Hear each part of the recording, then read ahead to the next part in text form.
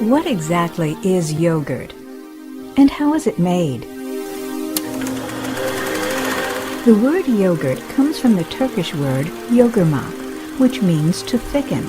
There is evidence of cultured milk products being produced as food for at least 4,500 years.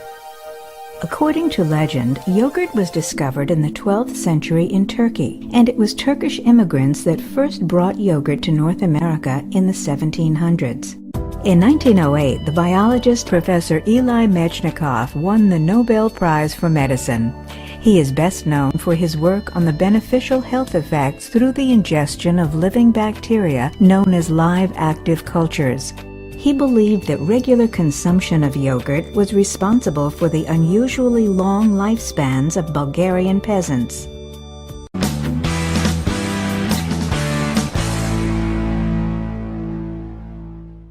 Yogurt is basically a fermented dairy product made from milk.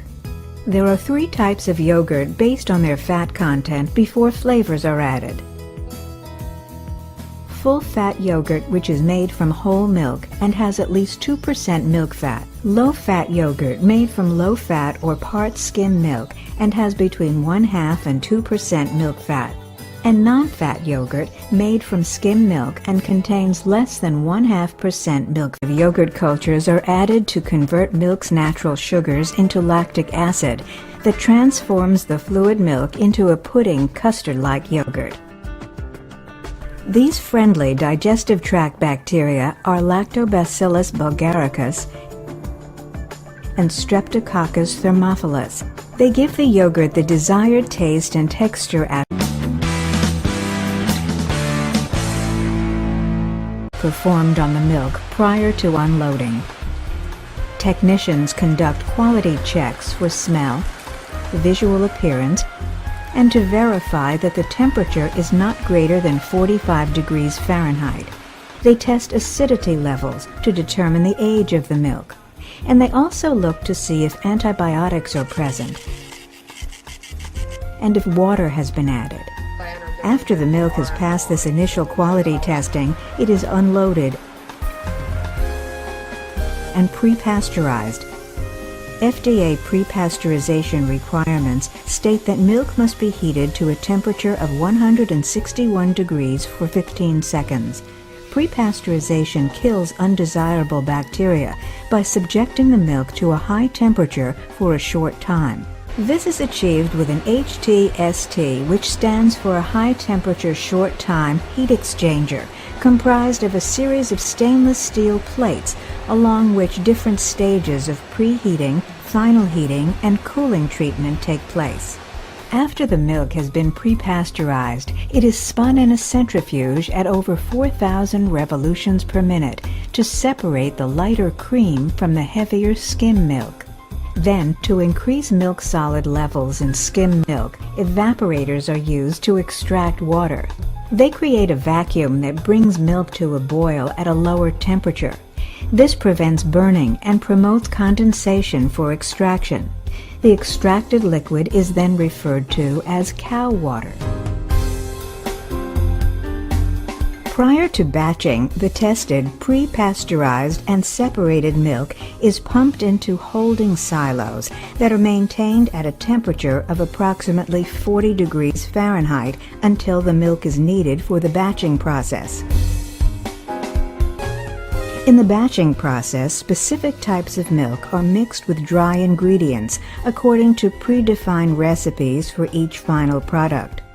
The new mixtures are recirculated and held in 6,000 to 12,000 gallon batch tanks until they are ready for transfer into the processing area. The addition of dry ingredients during batching means introducing raw ingredients after pre-pasteurization.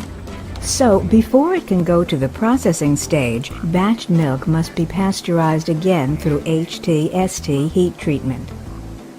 Although regulatory standards require minimum pasteurization temperatures of 166 degrees Fahrenheit for 15 seconds, after pasteurization, the batched milk is homogenized to break down fat globules in the milk into much smaller ones. This prevents the risk of forming cream lines in the product. To do this, a homogenizer forces milk through small passages at high velocity and under high pressure. Homogenization further mixes the dry ingredient additions from the batching process to assure that products will attain their desired taste and texture. And homogenization also gives the product a whiter appearance. To produce yogurt, bacteria cultures are carefully inserted into the manufacturing process. These cultures give the product its specific characteristics, such as acidity or pH, its flavor, aroma, and texture.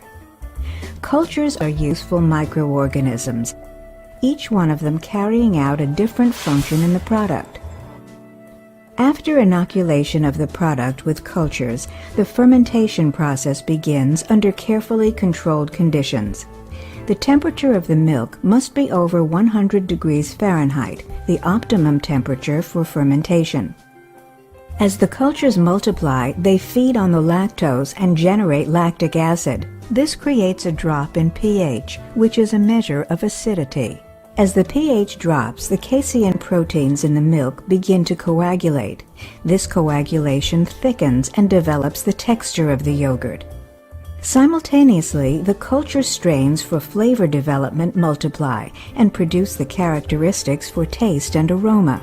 For people who are lactose intolerant, yogurt can be easier to digest because the fermentation process reduces the amount of lactose.